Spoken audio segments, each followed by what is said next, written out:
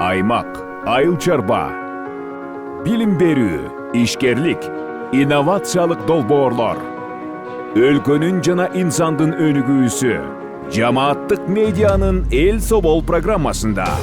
Ар шаршемби 13:00 жана жума 12:00. Бизге Facebook, YouTube'дагы жамааттык медиа баракчалары аркылуу кошулуңуз. Ошондой эле аймактардагы жамааттык медиа радиолорунан угуңуз.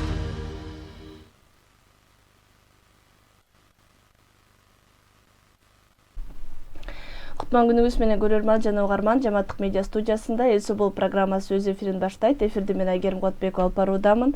Биз бүгүн ата-энелер үчүн балага финансылык сабаттуулукту кантип үйрөтүш керек, эмнелерден башташ керектиги тууралуу сүйлөшөбүз. Студияда мейманда экономика илимдеринин кандидаты, доцент, каржы сабаттуулук боюнча тренер Башарат Молдокулова. Кутман күнүңүз менен студияга кош келиңиз. Кутман күн. Алгач биз мурда бала менен каржы мамилесинде кантип башталыш керек, алгачкы чөнтөк акчаны кантип бериш керек деген ушул боюнча сүйлөштүк эле. Бүгүн бала айлык алганда кантип бөлүштүрүш керек дегенден баштасак, канча жашында экенин, канча жашында болсо дагы ошо биринчи айлык алганда ал кантип бөлүштүрүш керек? Азыр ата-энелердин арасында аябай көптөгөн суроолор ушул темада көп түшүп атат да. Чакырганыңар үчүн, уюштурганыңар үчүн рахмат. Мурунку эфирге ссылка таштап койсок болот да. Мурунку эфирди көрүп чыкса ата-энелерге пайдалуу кеңештерди айтканбыз. Канча жаштан баштап акчаны берип башташ керек, кармандык акча, чөнтөк акчаны канча суммада деген сыяктуунун баарын айтканбыз да. Эми ошонун баарын кайталабай эле, уланта берели. Бала чоңойду, өспүрүм курактан баштап уже биздин балдар иштеп баштады да. Мына ушул учурда дагы бир көйгөй жаралат. Иштеген акчаны кандай кылып туура бөлүштүрүш керек, туура башкаруу керек. Ошол кезде балага ким совет берет, ким направление, багыт берет? Ата-эне да. Бала ага чейин эгерде ата-энесинен туура тарбия алган болсо, финансылык жактан айтып атабыз да. Эгерде үйдө ата-эне акчаны туура башкарууну билсе, туура бөлүштүрүүнү билсе, максатты коюуну билсе, ошол максатка жетүү пландарын жазган болсо, деги эле киреше чыгашаларды эсептеп бир бюджетти планировать эткен үй бүлө болсо, анда бала кыйналбайт. Анда бала деле ошол ата-энесинин жолун жолдойт да. Иштеп тапкан акчасын ал негизи бюджет жасоодо мындай деп түшүндүрүп коеюн, бул тапкандан кийин, анан короткондон кийин жазуу эмес. Бул заранее планировать этүү да. Ушуну баса мындай белгилеп алсаңыздар, урматтуу ата-энелер, себеби сиздер деле көбүнчөсү мен ошо бюджетти туура түзгүлө десем, айдын аягында акчаларды эсептеп коюп атабыз дейшет да. Ага чейинчи айдын башында планды түздүңөр беле десек, жок дейт. Мына ушул жерден дагы бир ошибка. Сиздер айдын башында, мына ушул айда канча киреше аласыңар. Билесиңер да, эми кирешени ар бир үй бүлө билет. Ошону жазышыңар керек дагы. Анан кандай чыгашаларды планировать этип атасыңар. Чыгашалардын дагы түрлөрү бар да, эми обязательный жана сөзсүз түрдө жазыла турган чыгашаларыңар бар ар бир үй бүлө. Мисалы квартплата төлөшүңөр мүмкүн, коммуналдык чыгымдар, садикке определенный акча төлөйсүңөр, мектепке төлөйсүңөр, балдарыңар курска барат, танцыга барат, ошол андан башка интернет, бензин, жол кире деп сөзсүз өзгөрүлбөй турган чыгымдарды жазып алгыла. Бул сөзсүз ай сайын жасала турган чыгымдар, муну силер жатка билишиңер керек. Андан башка өзгөрүлө турган чыгымдар. Булар кийим кечек, көңүл ачуу, бир жакка конокко баруу, эс алуу дегендер бул өзгөрүлсө болот, жасабай койсо да боло турган чыгымдар да. Анан инвестиция. Мына ушул чыгымдарды жазып алышыңар керек дагы. Планировать эткенде эле силер билишиңер керек, кирешеңердин какой-то бир бөлүгүн алып коюуну планга киргизишиңер керек. Инвестиция деген бөлүккө. Инвестиция деген бөлүккө мен дайыма айтам 20%. Жок дегенде 20, 15, 10 эми 10%дан баштагыла деп айтылат. Но мен мага консультация келгендерге дайыма 20%дан эле баштатам да, себеби раз өзүңдүн финансылык абалыңды жакшыртам деген максат менен келдиңби, анда давай иштейли.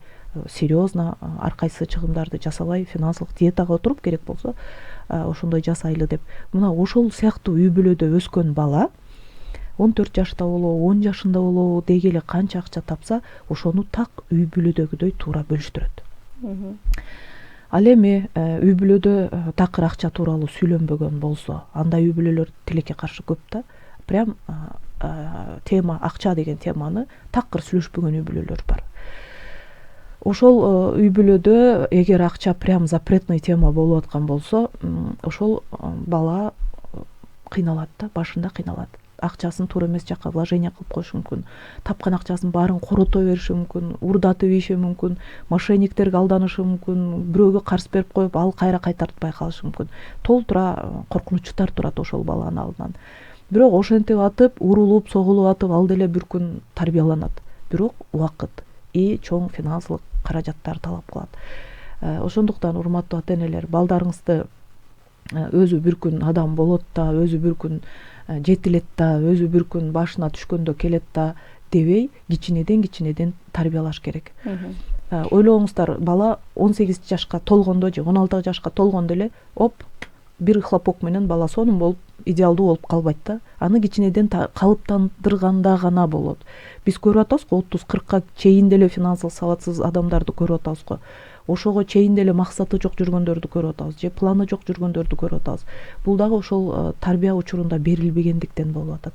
Демек, бардык жерде ата-эне үлгү болгондой эле финансылык сабаттуулукта деле ата-эне өзү үлгү көрсөтүш керек, анан бала аны турап, мындай туура жолго өзүн салып кетет. Эгер мындай чын эле сиз айткандай үй бүлөдө акча деген тема сүйлөнбөсө, же ата-эне муну пландап башкарса деле ага бала ал жөнүндө маалыматы жок болуп калган болсо, мисалы биринчи айлык акчасын алган бала кантип бөлүштүрүш керек? Жанагы сиз айткандай эле бияка дагы чыгымдарды, кирешени баарын жазып, анан бөлүп башташ керекпи, же өзгөрө баланыкы башкача? Баланыкы деле так эле ошол сыяктуу болуш керек да. Эми ал албетте коммуналдык чыгымды төлөбөйт же бир чоң расход кылбайт, анын иштеген акчасы деле аз эле болушу мүмкүн. Бирок ошол жаңы иштеп баштаганда балага кеңеш айтыңыздар да. Мына сен акчаң моунча сом иштептирсең, 1000 сомбу, 500 сомбу, 10 000 сомбу айырмасы жок. Ушуну туура бөлүштүрүп үйрөн.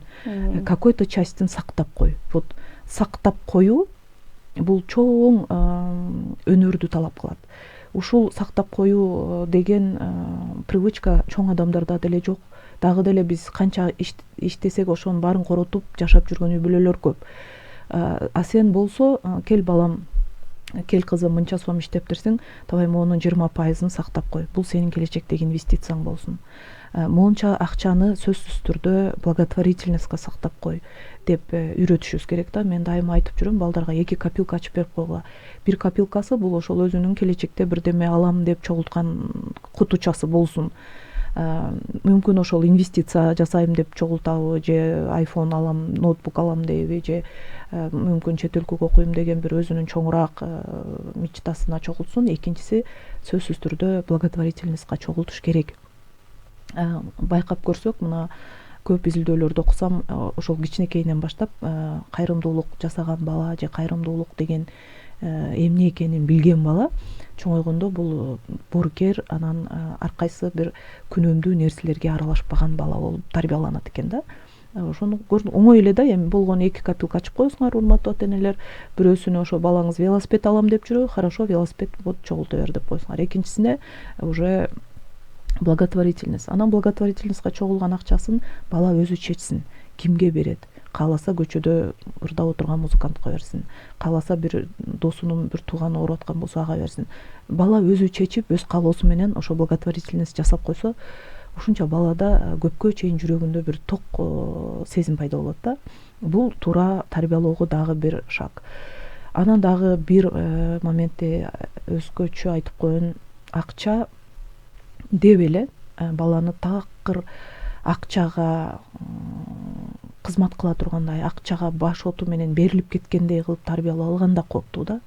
Акчадан жогору нерселер бар экенин дагы балага кичинекейинен айтышыбыз керек. Ооба, акча жакшы. Акча болгондо сен каалоолоруңа батыраак жетесиң, это сенин мүмкүнчүлүгүң. Бирок акчадан мурда сенде ыйман деген, акчадан мурда адамгерчилик деген, чынчылдык деген, боорукерлик деген касиеттер болуш керек деп ар тараптуу баланы тарбияласак, ошондо гана биздин өзүбүздүн негизи жашообуз сонун болот деп айтам да.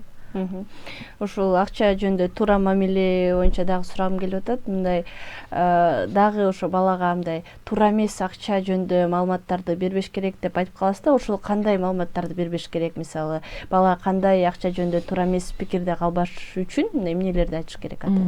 Азыр көбүнчөсү ошол акча тууралуу убеждениялар деген тема көп болуп атпайбы? Акча бул колдун кири, акча бул жаман, акча адамды бузат.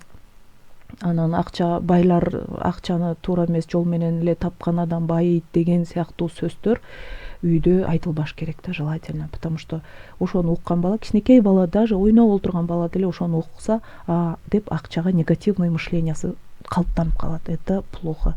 Кимдир бирөөдө акча тууралуу негативный бир терс ой пикир калыптанган болсо, анын финансылык абалы жакшырбайт экен да. Бул дагы уже далилденген.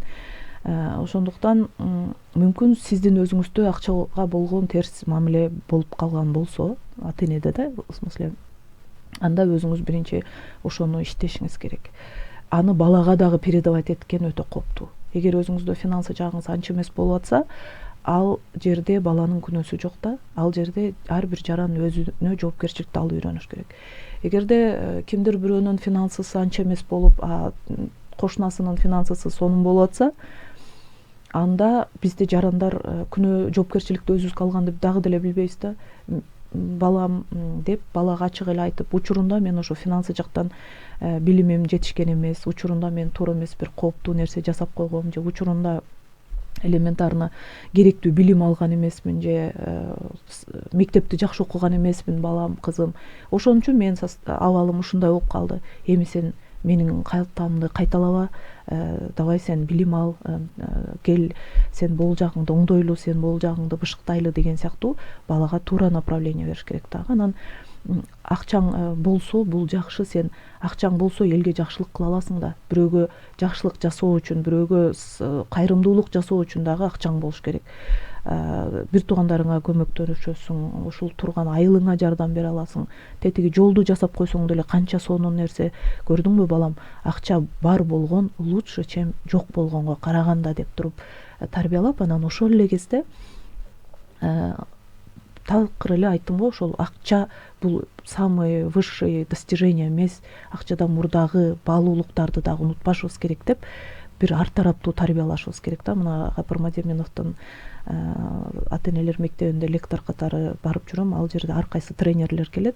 Ошондо бардык тренерлердин көздөгөн максаты баланы ар тараптуу мыкты инсан кылып тарбиялоо. Бул жерде только акчага, только ден соолукка, только физически, только акыл, только тарбия деген жок да. Бардыгы комплекстүү тарбия болгондо гана анан бала ийгиликке жетет деп атабыз да. Ийгиликтүү бала болсун деген аракет. Ийгиликтүү бала бул тартиптүү бала, бул ыймандуу бала, бул эртеңки күнү биздин келечегибиз да. Анан жаштарыбыз биздин келечегибиз деп сонун канчалык сонун кыйкырган менен келечегибизди өзүбүз түптөбөсөк, өзүбүз тарбия бербесек, анда кооптуу. Эмне үчүн бизде Кыргызстанда мошенниктер аябай көп. Дагы деле көп, мына айтып атабыз, мына бүгүн эле келе атсам, мага эки киши консультацияга жазып атат. Моундай мага жазды, ушул чынбы, төгүнбү, ушуга акча вложение кылайынбы деп менден сурашат да. Мен дагы деле ушул таң калам. Эмне үчүн оңой акчага элдер баталданат? Мошенниктердин биринчи эле көздөгөнү бул оңой акча менен азгыруу да. Азгырылганды ким жакшы көрөт? Сабатсыз адамдар. Ата-энелер дагы, эгерде сиздер финансылык сабатыңыздар төмөн болуп, анан ар кайсы мошенниктерге алданып, анан ар кайсы кредиттерди же дагы бир туура эмес нерселерди жасасаңар, ошону көргөн бала точно ошону жасай берет да. Буну дагы далилдешиптир. Урматтуу ата-энелер, абайлаңыздар. Сиз кредит алып жүрө берсеңиз, сиздин балаңыз да кредиттен коркпой калат деген тыянакка келип калыптыр да. Ошондуктан ар бир кадамыңызды ойлонуп жасаңыз, сиздин кадамыңыз балага туура үлгү болуш керек да. Демек биз мындай финансылык жактан бала ийгиликтүү болуш үчүн демек ошо финансылык планын иштеп чыгыш керек. Анан жанакыдай кайрымдуулукка жана өзү каалаган максатына деп чогултуш керек. Дагы кандай ушундай инструменттер бар?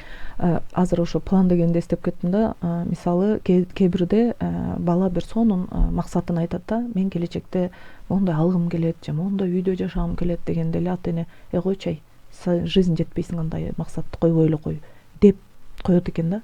Мына ушул жерде баланын болгон максаты, болгон келечекке болгон үмүтү, болгон планы рушится этип, талкаланып, чын эле менин колуман эмне келмек эле, ата энемдин колунан келбегенден кийин мен киммин дегенсип өзүнө өзү ишенбөөчүлүк пайда болуп, андан ары такыр план да койбой, аракеттенбей, умтулбай да калат деп атат да. Ошол болбош үчүн мен сиздерге советим, балаңыздар кандай гана максат айтпаса, ооба, туура айтасың, колуңан келет. Давай эми ошол максатыңды кагазга түшүрөлү дагы, бул максатка жетүү үчүн эмнелерди кылыш керек, давай ошол тууралуу ойлонолу деп, эгер балаңыз кичине ошол өспүрүм куракта 10 жаш, 11, 12 жаштагы балдар вполне уже чоң кишидей, азыркы учурда азыркы поколениянын балдары чоң кишидей эле ойлонот да.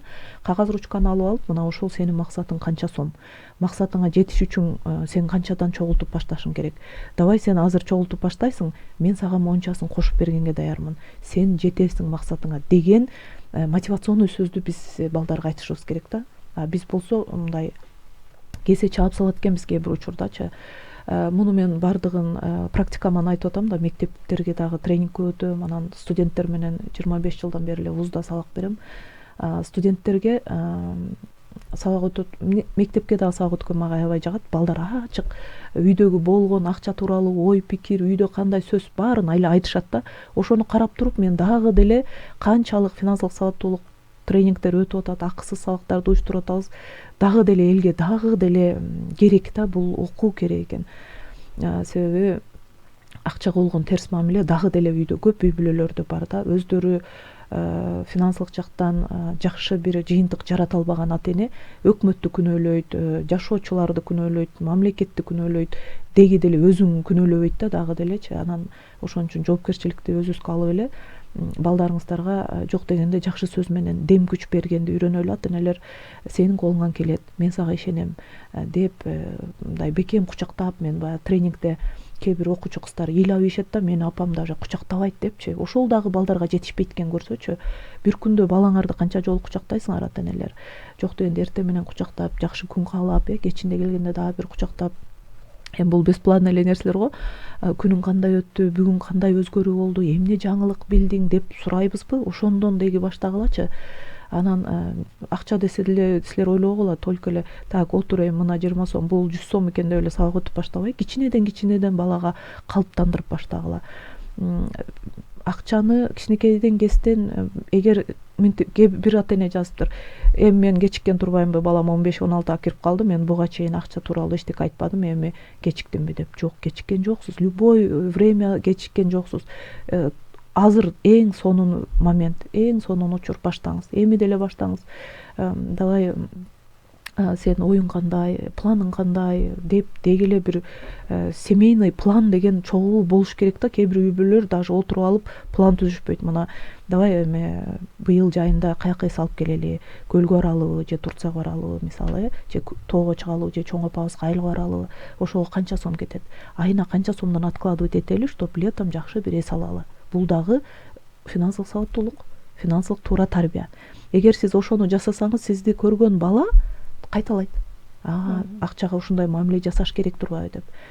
Анан инвестиция, биз айтпадыкпы, кичинекей бала болобу, чоң киши болобу, акчасыны топтоп үйрөнсүн депчи. Топтоп сактап, көбөйтүп үйрөнүш керек. Себеби акча тура берсе, ал инфляция аны акчанын баасын төмөндөтөт.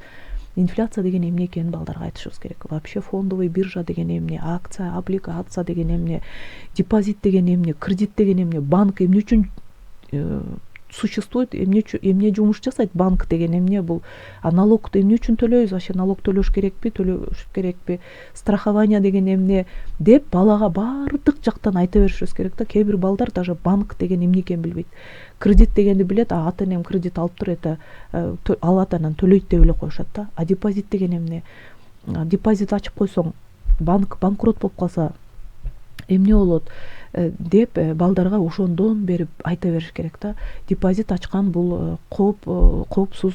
Мисалы эгерде банк банкрот болуп калса миллион сомго чейин бул корголгон сенин депозитиң. Ошондуктан коммерциялык банктар баардыгында лицензиясы бар, каалаган банкты тандап алып депозит ачып кое бергиле деп балдарга дагы ата-энелерге дагы айтат элем да. Анан балдарга депозит ачуунун вообще эле ошол сактоонун бир топ жолдору бар да. Ошол бала кичинекей кезинен диверсификацияны үйрөнүп алыш керек да. Мындай бөлүштүрүү. Бир эле мисалы кээ бир үй бүлөлөр бар болушу мүмкүн, инвестициясы бир эле жакта да, бир булак. Бул кооптуу. Мүмкүн ошол бизнесе инвестиция жасап атат, мүмкүн дагы бир акция, облигацияда. Эгер ошол кезде ошол бир булакты тандап алган учуру ошол жак банкрот болуп калганда үй бүлөдө финансылык абал аябай начарлап кетет да. Анан мен айтам, балдарга дагы бир банктан депозит ачып койгула, дагы бир жактыкка акча вложение кылып койгула, баланын атынан облигацияларды алып койгула. Бул деген диверсификация. Бала уже кичинекейинен билет, менде деген бир канча источнигим бар, на всякий случай. Бирөөсү банкрот болуп калса, анда башкалары аман калат дегендейчи. Анан азыр бизде бул пенсионный фонд, пенсия десе эле көп адамдар эми карыганда ойлонуш керек дейт. Балдарга эмне үчүн Европада кичинекейинен баштап эле пенсияга кам көргүлө деп үйрөтөт. Анан пенсионерлер сонун жашайт. Пенсияда аларда өкмөттөн күтпөсө деле өздөрүнүн чогултуп койгон акчалары кенен жетет. Бизде кыргыздарда ал дагы деле калыптана элек да. Ошон үчүн жаштарга, студенттерге деле айтам, пенсионный фондторго барып өзүңөр акчаны откладывать этип үйрөнгүлө. Балдарга деле мурас деген программа менен ачып койсо, бул дагы сонун иштейт. Депозиттерди ачып койгула, облигация алып койгула, алтын алып койгула. Алтынды дагы азыр көрдүңөрбү? Бая күнү эле алтын 3000-4000ден сатылып атты эле, азыр 8000-9000ге чыкты. Тоже инвестициянын эң жакшы түрү. Алтынды аласыңар, эми аны жана сертификатын жакшы сактап коюш керек, кайра кыргыз алтынга алып барып же улуттук банкка сатыш керек.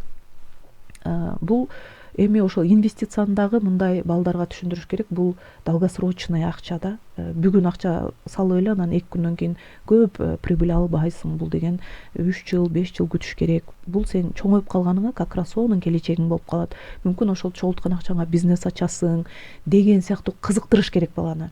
Бала с удовольствием инвестиция кылыш керек.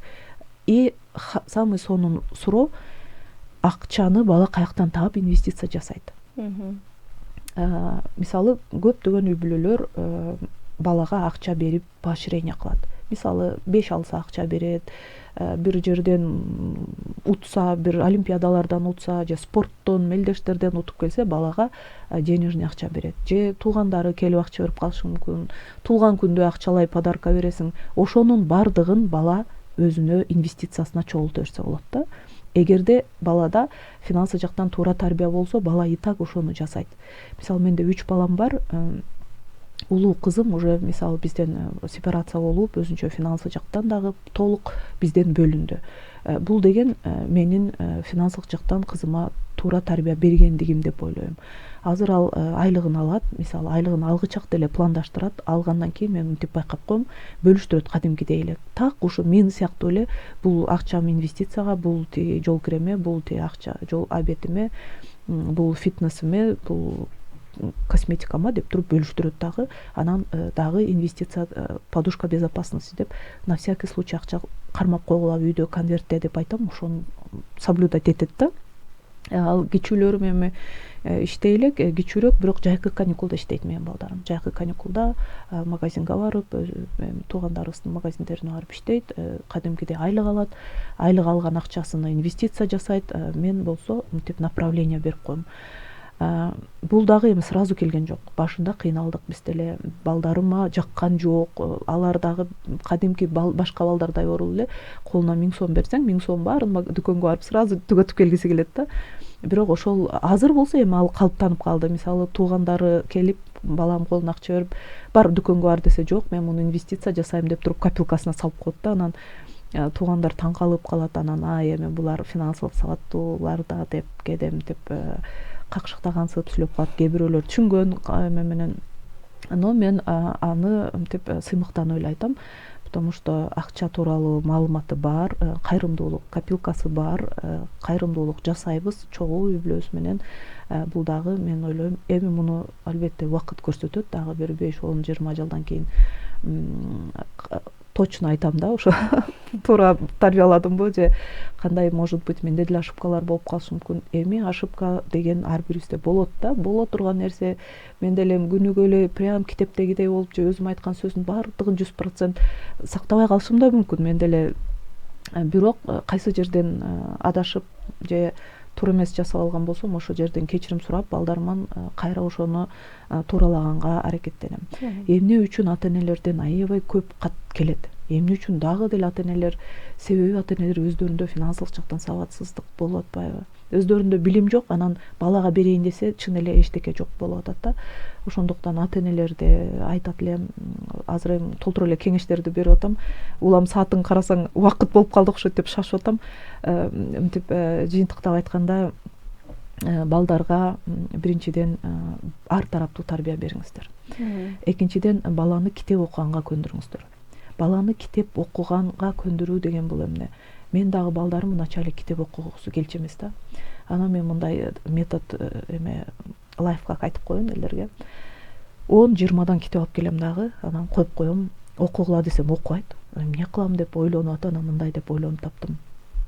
Балдарым мага жардам бергиле деп сурандым да. Анда 2 кызым улуураак, кичүүсү анда окуй элек болчу. Силер мага жардам бергиле, могу китептерди мен окушум керек. Мен өзүмө бул аябай керек болуп атат, а окуганга менде убакыт жок, көрүп атасыңар. Демек, силер окуп туруп мага айтып берсеңер, мен убакытымдан аябай мага экономия болот эле. Силерде болсо бош убактыңар кененирээк болуп атат. Пожалуйста, мага жардам бергиле деп сурандым да. Анан хорошо деп, анан 2 кызым бирден китеп алып, окуп, анан түшүнгөнүн айтып берет. Бардыгыбыз угабыз. Хорошо, рахмат дейм, аябай ыраазычылык айтам. Ушондой, анан укканда дагы деп аябай кызыгып угуш керек да, балдарды поощрять этипчи. Андан кийин тигилер чын эле мен апама жардам берип атам деген ой менен дагы китеп алат, дагы окуйт. Анан кайсын окуп берейин дейт, анан мен могу китепти желательно деп коем, ошону окуп айтып берет. Ошону менен балдарда привычка читать пайда болду да. Ушуну сиздер да колдонсоңуздар болот. Ооба, бул жерде ар бир үй бүлө өзлөрүнүн мынтип өзгөчөлүгүнө жараша кантип баланы буга ашыктандырыш керек экенин түшүнөт дагы, анан ошого жараша пайдаланып өтсө болот, Негизи эле бизде ошо финансыны пландаштыруу, сиз жана финансылык диета деп айтып атасыз, ошолорду кылуу, бир чектөө, өзүмдү мындай чектейм, үнөмдөшүм керек деп эле түшүнүшөт да. Бул ушул канчалык туура? Чын эле муну пландаган адам өзүн чектеп, кайсы бир жерлерден өзүнөн мындай жок деп каршы болуш керек болобу да?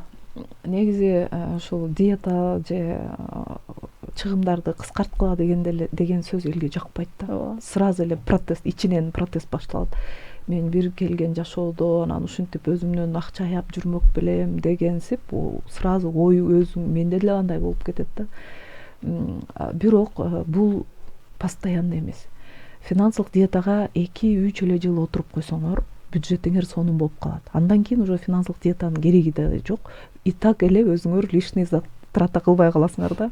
Буга привычкага кирип калат. Анан чыгашанын дагы эми түрү бар да. Жок чыгашалар бар. Жөн эле просто акчаны өзүң коротуң, жана импульсивный покупки деп коет. Магазинде жүргөндө эмоция менен бирдемелерди аласың, анан үйгө барсаң анын кереги деле жок. Ошон үчүн список менен мен дүкөнгө барам. Балдарым да ошого көнгөн. Список менен алам, болду. Балдарыма жиберсем дагы список жазып берем, ушуну эле ал депчи. Анан эгерде бул дагы өзүңүздүн каалооңуздар болсун, аябай диетага отургум келбейт, мен ошол бир келген жашоодо шиковать буду, бүгүнкү күн менен жашайм десеңиз, бул сиздин эркиңиз, бул сиздин тандооңуз, анда ошол жашай бериңиз. Эгерде жок, мен финансы жагымды мындай абалымды оңдоп алайын, азыр жакшыраак кезде жакшыраак бир накопление жасап коеюн, инвестиция жасап коеюн, бул өзүмдүн эле келечегиме, балдарымдын келечеги үчүн десеңиз, анда бюджетти туура пландаштырып, максатты туура коюп, анан киреше чыгаша сөзсүз түрдө инвестиция болуш керек. Сөзсүз түрдө. Инвестиция бул өзүңүзгө болгон инвестиция бул балаңызга болгон көңүл буруу дагы инвестиция да. Ойлооңуздар, инвестиция эле бүт акча менен чектелип калбайт. Бул дагы, мисалы, күнүгө балаңызга жарым саат көңүл буруп койсоңуз, бул дагы чоң инвестиция. Анан сөзсүз өзүңүздүн бизнесиңизге инвестиция жасаңыз, билимиңизге, баланын билимине, анан уже жанагы мен айткан баалуу кагаздар, алтын, депозит деп анан инвестициянын түрлөрү. Мен ошо Instagram баракчамда инвестиция инструменттери деген прямой эфир өткөм. Кыргызстанда эле бир 19 түрүн санап бергем да, мына могул жерлерге инвестиция жасагыла депчи, даяр.